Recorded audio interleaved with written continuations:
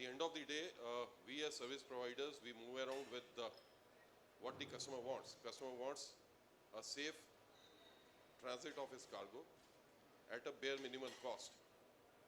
We as service providers, I think all the logistics service providers will agree over here.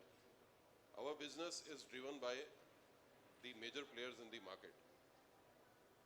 If a player is loading, let us say a dry product along with the chocolate, I don't think any of the machines can build temperature over there.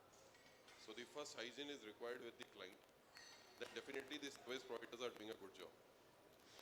The second point I wanted to make was when we say multimodal, we should not restrict ourselves to I'll be using a train, I'll be using a road, or I'll be using a waterways.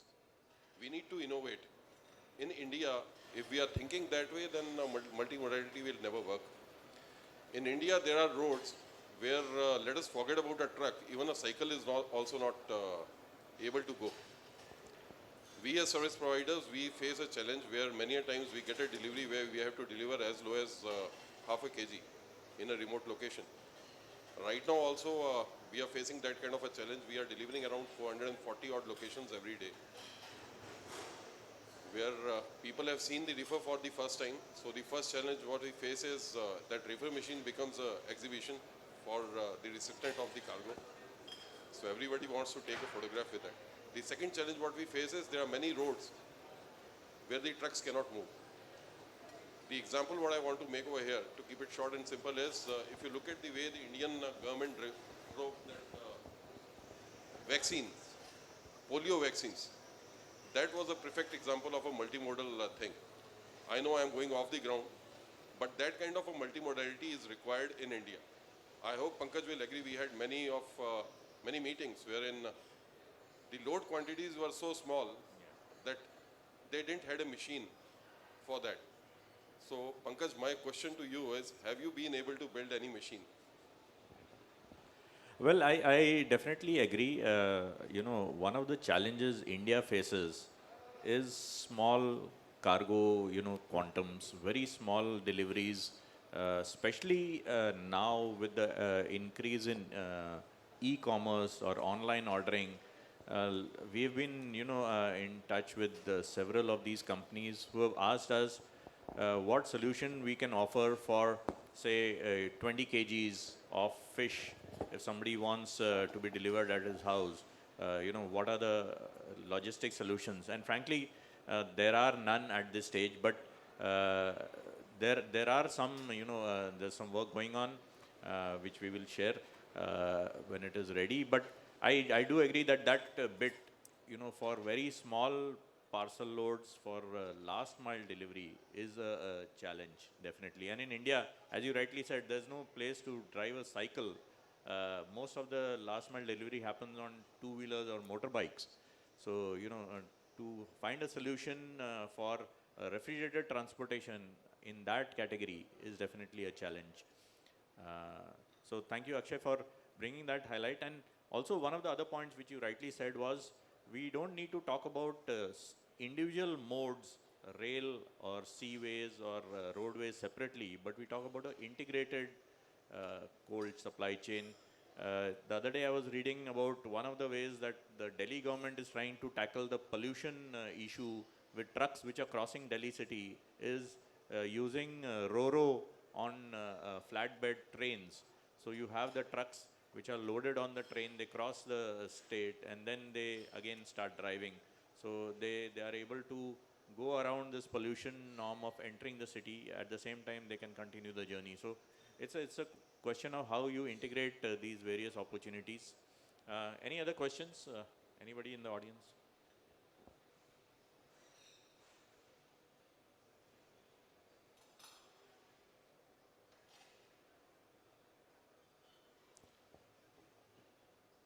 Yes, Swaroop.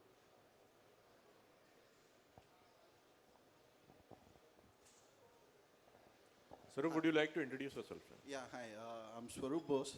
I'm the owner of Reefer India. We manufacture refrigerated containers. And Rahulji is one of my oldest clients.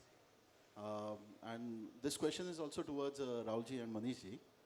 Uh, in the past few years, we have seen a lot of people trying to start up a part load business because return load has been a problem for everyone. And a lot of individual customers who I've been attending to, they have always had the problem that even if they get a one-way contract, the return doesn't work out, and in the end, they actually fail to scale up their business. I know Rahulji started with a part load business in the pharma industry, and he has had some success.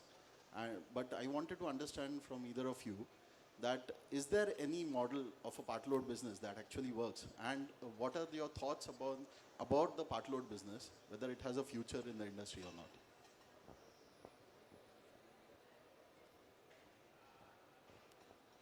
So yes, we've been doing this part load in the plus 2 to 8 degree space, which is basically the vaccine insulin movement.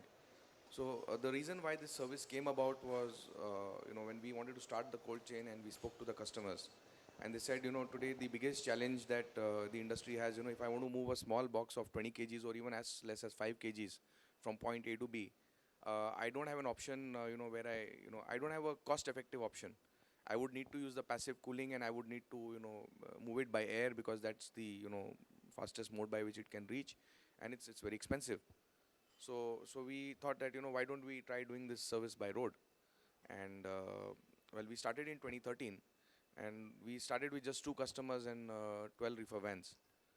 And we're still doing this service today. We are at 140 vans, and we're still running out of trucks.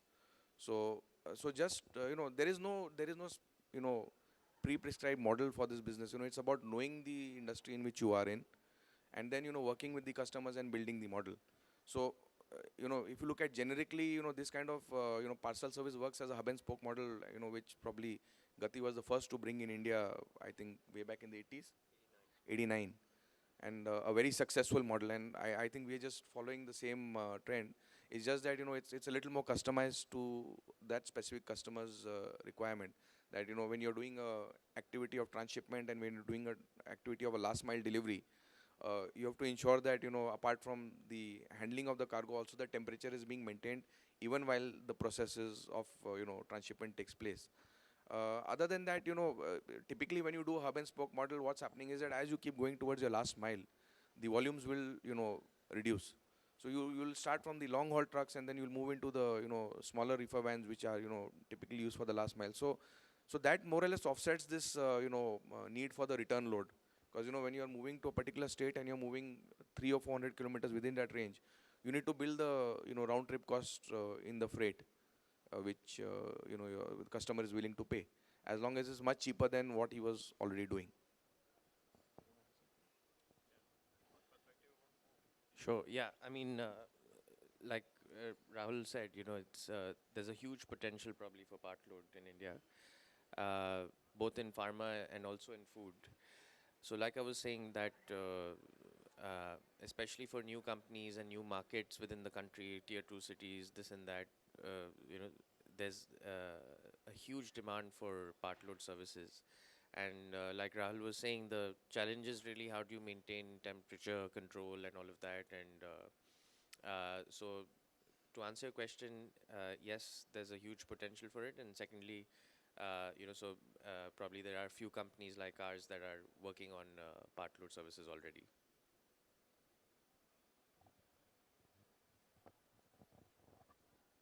Right. Any more questions? Okay.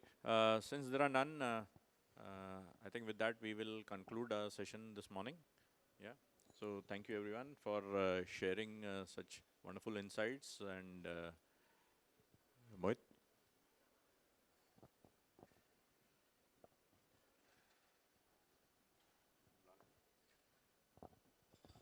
Can we have Mr. Mirjazani on stage?